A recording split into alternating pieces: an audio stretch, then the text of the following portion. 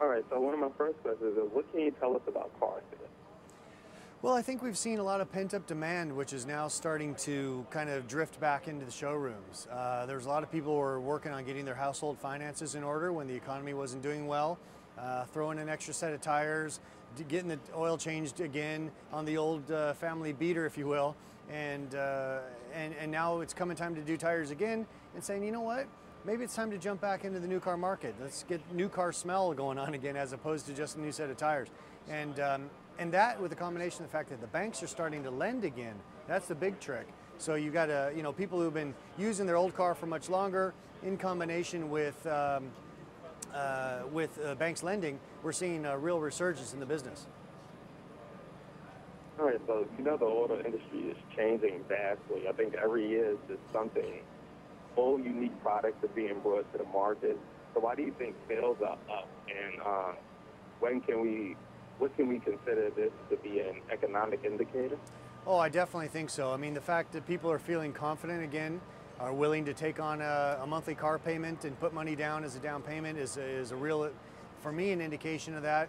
It just shows a confidence in the economy in general, that people feel more stable in their jobs, that it's the right time to do that. I mean, car sales, let's be honest, in many cases, they're not necessary. It's a nice thing, especially a beautiful luxury car like this new Cadillac CTS we just introduced.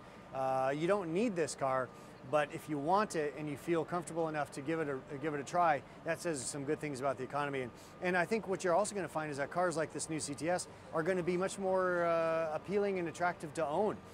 This new CTS, as an example, is longer, 5 inches longer, almost 2 inches wider, but yet it weighs 250 pounds less than the outgoing model. So there's a lot of great engineering, a lot of great design going into the cars today, which if you haven't been in a showroom in some time and you're thinking it might be time to jump back in, you're going to be shocked by what you see.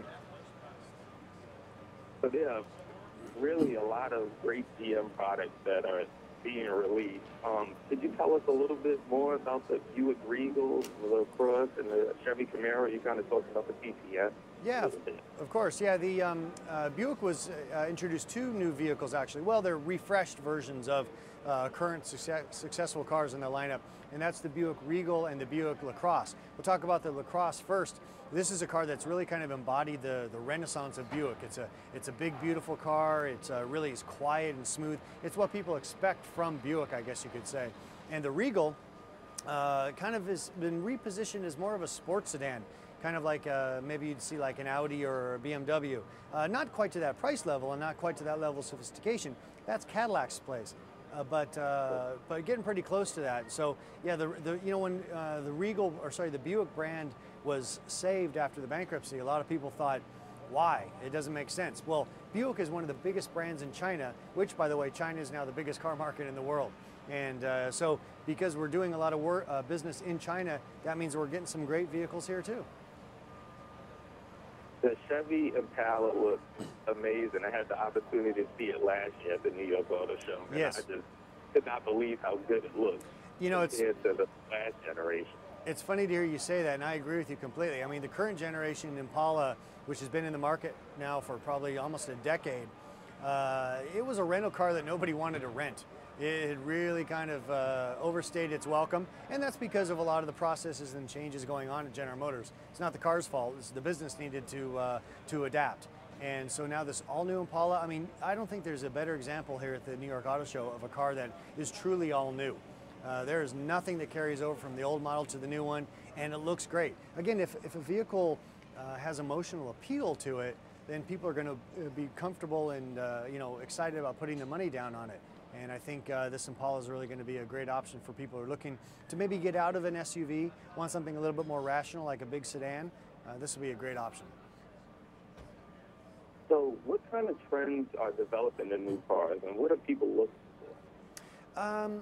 I think I kind of touched on it earlier. We can expand on that, and that's lightweight materials. You're going to see a lot more use of aluminum and composites and carbon fiber and things like that to get the weight of the vehicle down, to help hit higher fuel efficiency numbers, not only for the government, for their standards, but also, you know, consumers are looking to get better mileage as well. They're afraid of another run up to $5 or $6 a gallon. So I think you're going to see great lightweight materials coming in, and also aerodynamics. If a car is able to kind of cut through the air cleaner and smoother, then it doesn't take as much energy to push it forward.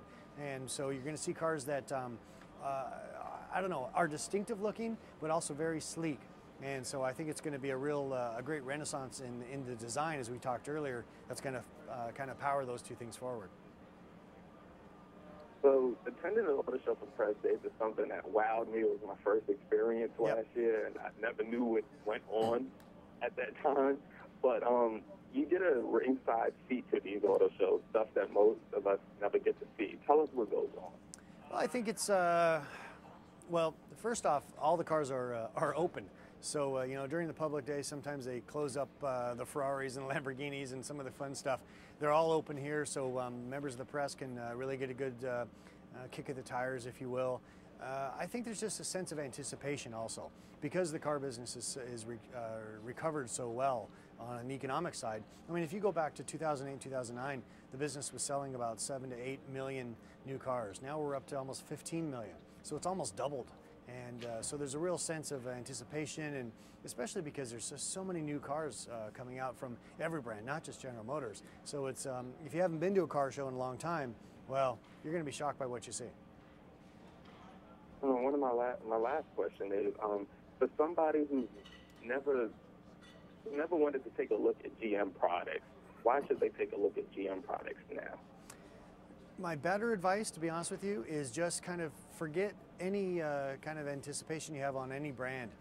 If you will, you know, put your hand over the label and just go and see if the car appeals to you from a emotional perspective, or a value perspective, or a capability perspective. It really meets your needs, whether, you know, for yourself personally or your family. And then pull your hand off and see what brand it is. I think you know, durability and fuel efficiency, these are all the cost of doing business now. And once upon a time, GM and Ford and Chrysler weren't very good at those issues. There's no doubt about it. That's really changed. As well as the Korean brands are doing great business, especially when it comes to fuel efficiency and design. So my best advice is, again, just kind of forget your past conceptions on the car business. Come to an auto show, go to the dealership, and just find the car that meets your needs. I think in a lot of cases, you're going to be really pleasantly surprised by what you see from GM. I definitely agree. The GM has really changed my mind on a lot of their products. So. Good. Well, I'm glad to hear that. I'm glad to know I'm not alone. Well, James, I want to thank you for taking up the time to speak to me again. I really appreciate it. And hopefully I get to meet you at the next auto show, hopefully. I'll be here. You just come on down and see me. All right. Thank you so much. Take care. All right. Thank you.